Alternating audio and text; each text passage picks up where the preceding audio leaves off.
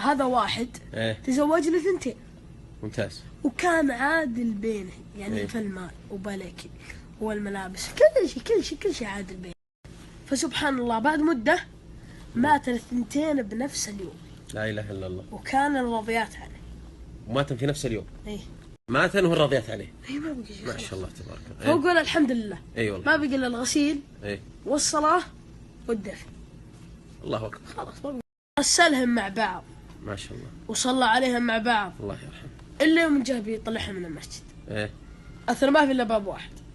باب واحد. قالوا ما في إلا باب واحد ولازم وحدة تطلع قبل. قال ما يمديهم يطلعون مع بعض. قالوا لا. فتورط كيف يعدل بينه. والله مشكلة. والله. وقال لازم تفتحوا لي باب جديد. أوف. قال يا ابن حلال. قال آخر يوم خلوني أعدل بينه. وافتحوا باب جديد. راحوا افتحوا باب جديد. وطلع الثنتين سوا. ما شاء الله تبارك. ودفن الثنتين سوا. الله أكبر. ورجع للبيت مرتاح. الله. وبعد كم يوم جت وحدة بالحلم. جت بالحلم. قالت يلي ما تخاف الله. أفهم. نطلعها مع الباب الجديد وأنا مع الباب القديم. حسبي الله عليك. والرجال جت جلطة خلاص. حلف إنه ما يتزوج ولا مرة بعدها. هو مسوي عادل هو. قلت مسوي عادل. ها مطلعني مع الباب القديم.